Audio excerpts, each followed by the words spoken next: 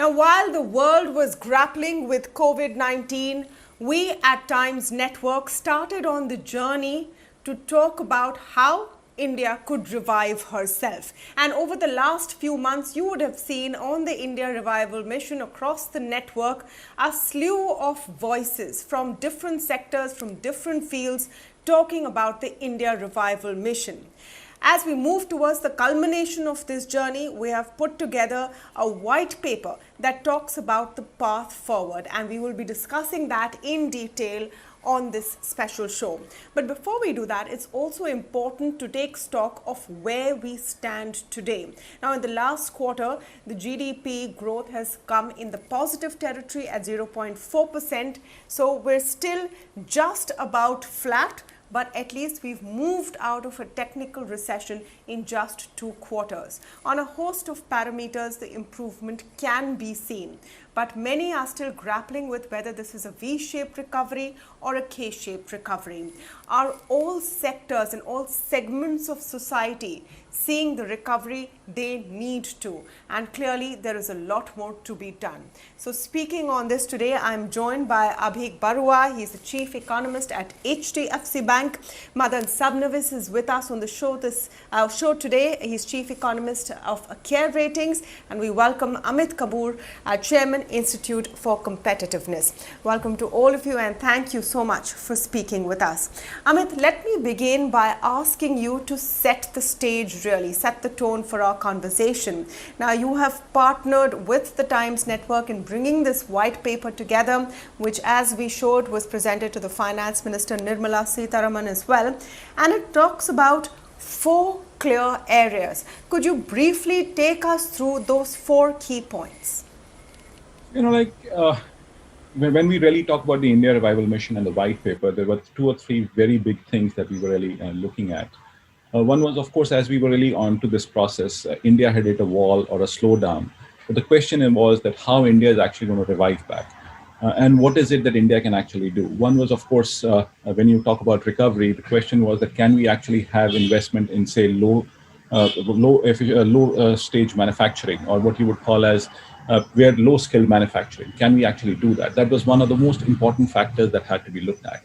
In fact, from an India's competitiveness viewpoint, of course, the productivity had gone down, the slowdown was there, but there was this huge opportunity to really look at manufacturing once again, and manufacturing from a very interesting perspective. And that was to really identify the sectors where we can actually get into. And that is what did come out very, very strongly. In fact, we talked to close to about 600 CEOs, and all the 600 CEOs, and most of them said that yes, India needs to actually focus on manufacturing, and especially low-skill manufacturing. And this is where another point did come through, was that most of the states who are trying to do all the things under the sun, if you're really talking about sectors, they want to do everything from on a 2-digit code, they would like to do all 14, 15 things. But this is where it was that we should identify the big sectors that are there for each of the states, identify their competitive advantages, and really move ahead. So that was one very, very important factor that did come across from the white paper. The second thing was that how do we really look at what we would call as, say, capital formation? How can we attract investments in a very, very big way? So that was another point that did come through. Of course, there are many steps that the government had actually taken, but there are more things that can actually be done. Abhik, I want to talk specifically about increasing low-skilled manufacturing, and in the backdrop of what states have been doing. That's an important point that was raised earlier in the discussion, because I think towards the end of last year, we saw a fight, a competition of sorts break out between states to announce more and more lucrative sounding measures for companies setting up. And then in 2021, you come and you have a situation where the state of Haryana says that we will reserve 75% of jobs, even in the private sector, for locals. Now, as we head into 5 state elections, there are other states that are saying that as well. How do you reconcile these 2 things together? Well, I think this is sort of the classic conflict between what is seen as good politics and good economics. And I think states should make their minds up as to what they should be focusing on. And ultimately, I think, good economics makes for good politics, although it might seem a little, it's tempting to go in for, populist measures like, reserving jobs for local ethnic groups. it has a short-term payoff. But ultimately, I think the long-term game has to be economic growth and development, and the distribution of the benefits of economic growth and development. So it's about time that states kind of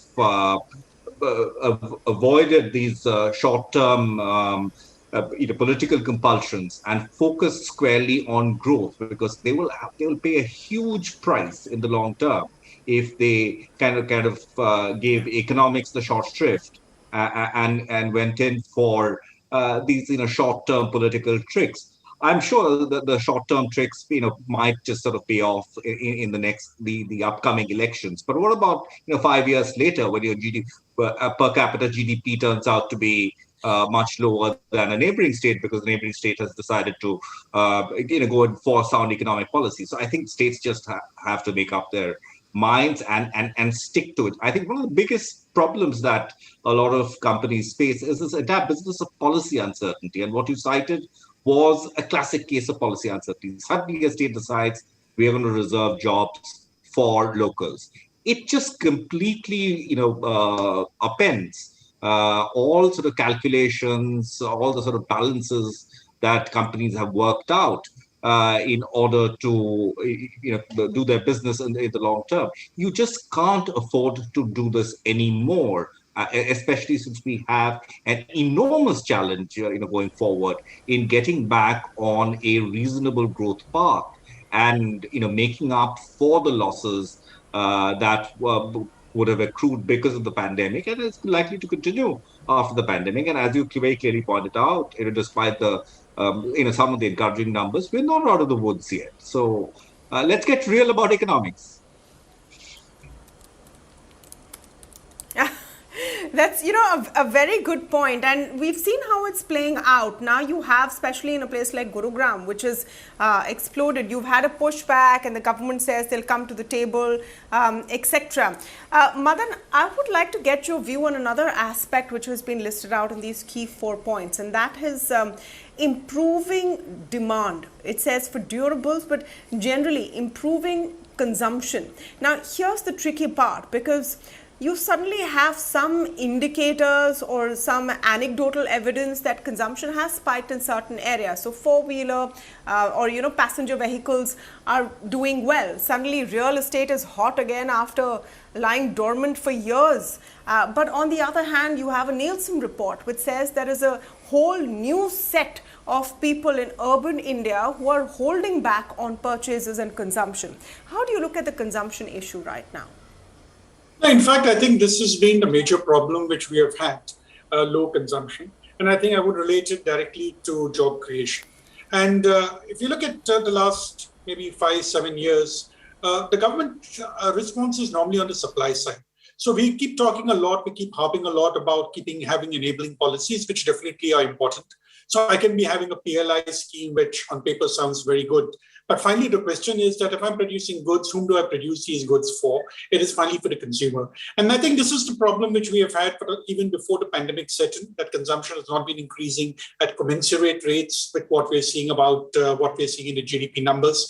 And I think that's been really holding back. And that the main reason is that because we have not created enough jobs. So it's one thing to keep having these arguments of saying, I use the CMI data, I use the EPFO data to show that jobs have been created. But at the end of the day, I think if jobs are being created, people spending money. And today it's been compounded by the fact that there's a lot of uncertainty, because if I look at the corporate sector, for example, we've not been having increments, we've not been having any changes in salaries. In fact, lots of companies have cut back on salaries, some have been restored, but most of them remain still in a state of flux. So in this case of uncertainty, I think it's difficult for one to really say it can go out and consume. So I think we get carried away. Probably during the Diwali time, we said, look, there's a pent-up demand which has come through. But again, you look at the IIP data which came out for January, I think the consumer goods took a backseat once again, negative growth coming through. So this kind of volatility in the numbers of consumption just show that consumption is not stabilized. So I think we need to create jobs, and let's remember one thing, irrespective of what you're talking of a V-shaped recovery, I think that is just getting into various kinds of terminology to try and talk about great things happening. But at the end of the day, jobs are not created in 1 year's time, they'll be created over a period of 3 to 4 years, because we've actually lost this job creation ability. And today with this pandemic, work from home, we are relying more on technology. Lots of companies are saying, let's bring in AI and ML to replace human. So I don't think it's a good sign, but that's the true state of consumption today.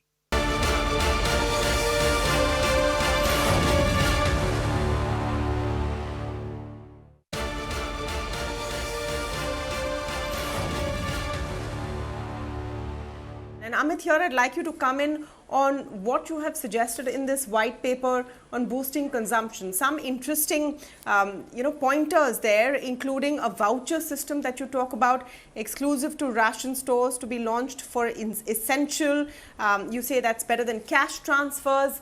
I want your view on what has been done so far to propel consumption. India, for one, has really not gone and put money in people's hands, apart from very specific schemes right in the beginning of the lockdown. Do you think there is a case to change that? I don't think so. We cannot really say that we have to put money into the hands of the people in terms of by giving a lot more, say something like Manrega or whatever. What we really need to look at is that how do we enable the environment to really create jobs, as Madan was saying. That becomes a very important factor because we have to meaningfully employ people and gainfully employ them. The question here is going to be what government has done. I clearly see it as a long-term step and a long-term endeavor, which is going to give benefits over a longer period of time. But in the short term, I think they've also taken steps which are important in terms of saying, okay, that how they have not really touched the taxation rates given the pandemic that was happening. But having said that, there is a very important factor that we are seeing in terms of the pent-up demand, as you were saying. I think there are larger sets of consumption patterns that are being seen. I see that there is a huge recovery. In fact, we were talking about two distinct sectors. One of them is like clearly automotive, which has seen this huge demand that is actually accrued. The second thing is, say, if you really talk about jewelry is something like in the jewelry business, what we have seen is that they are back to about 10 or 90% of the sales that actually happened year on year in the previous year. So that means there is a huge demand that is actually out there. Of course, we have lost jobs, but that was actually because of the what I call a wall that we have actually hit. The question is going to be that how do we really take that step forward? Having said that, I think we are onto the right trajectory. The only question is going to be that how long would it actually take? I am more optimistic in terms of saying that we are going to be on a track wherein we are in a position to get back to where we were in the next 12 months and see a much more positive growth, because we have to look at long-term impact rather than short-term situations or very short-term gains per se. We are now at a stage where we're seeing possibly another spike in numbers. People are calling it a third wave, a second wave, a new wave. Do you think that this could derail the recovery process? Are there fears of that? Or are we now armed and equipped enough to deal with what will come next? Well, I think we are certainly better equipped to deal with both the health impact as well as the economic fallout of another wave. But we can't get away from the fact, especially if you see the experience of other economies in Europe, in other parts of the world, which have seen severe second or third waves, that this would have some, damaging impact on the economy. Well, what we've seen, and this is again sort of getting back to the V-shaped recovery, that for some indicators, you've seen a pretty sort of unidirectional northward movement.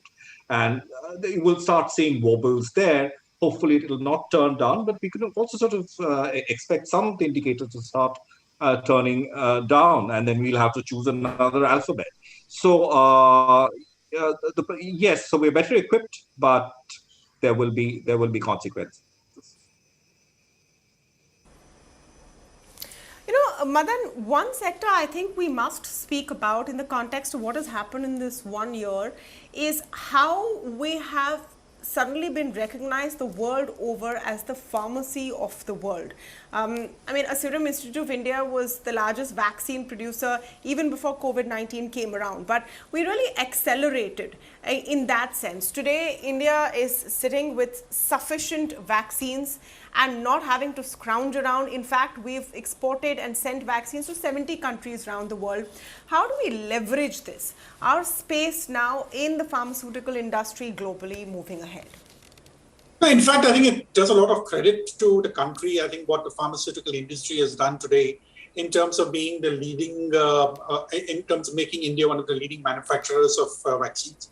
And we should also remember that if you look at the drugs and pharma industry, almost 50% of its output was anyway being exported. So India was always a leader when it came to pharmaceuticals. And I think this point is only being reiterated or buttressed under these conditions, where I think you look at any write-up on the vaccination, and India's name always comes up. I think Mr. Poonawala has made a very good name for himself as well as for the country, where people are talking in terms of the vaccination. And also, given our experience in terms of vaccinating population, I think the success in India is likely to be very, very good. That's where I'm very, very hopeful about, because we've done it for a variety of diseases, something which other countries are not really used to.